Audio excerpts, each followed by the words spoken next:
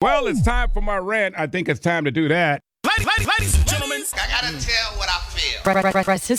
A lot of people are sitting up here kind of tripping about everything that's going on. If you're just waking up this morning, there are some people that have self-quarantined. We talked about Ted Cruz that self-quarantined, and you got to understand that a lot of people on the right side, the conservatives, basically said that this virus is a hoax. But it's not a hoax to bring down the president, because you don't shut down a whole country. You just don't. You don't shut down a whole country in order to make a president look bad. Italy shut their whole country down. The stock market had the biggest drop, I think, almost in one-day history of over 2,000 points. And that might have more to do with the oil war. But let's put this thing in perspective.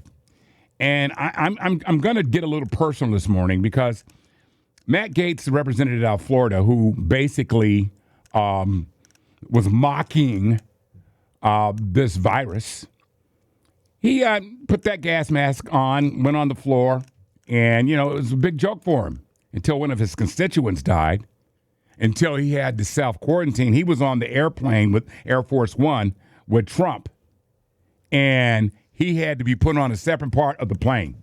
Now, if he listened to the experts, he would have known that all these folks that shook hands with this guy at their little conservative convention, he possibly passed it on. The president's new chief of staff has to self-quarantine.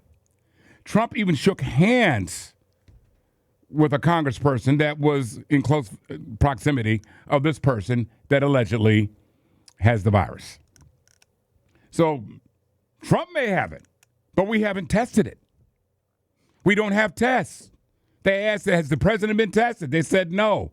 You would think that the president would get a test. But I have to put it in perspective again. My father is 91 years old, and I was supposed to meet him in Texas this following week.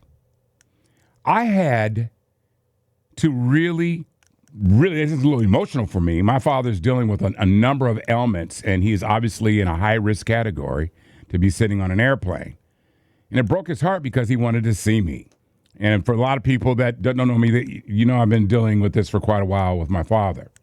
And I don't say anything about it because a lot of us are dealing with stuff with their parents and other people that they have to take care of.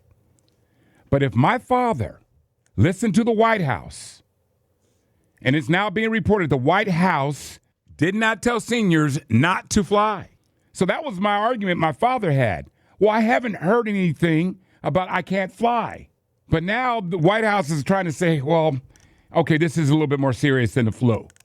But the thing is, if my father listened or not heard that he cannot fly, he would have been on the airplane this Sunday. So to put it in perspective, you have to understand he's lucky that he has a son that is engaged and kind of knows what's going on. But there's a lot of people that are not afforded that opportunity, and they count on the truth out of our government officials, but they're not getting it. That is crucial. The White House did not want to tell seniors not to fly. Can you believe that? That's almost like an accessory to a crime. But there's so many things criminal coming out of there. I guess it just really doesn't matter to them until it starts hitting home. And it's starting to hit home. It's a damn shame, my favorite saying. That's my rant.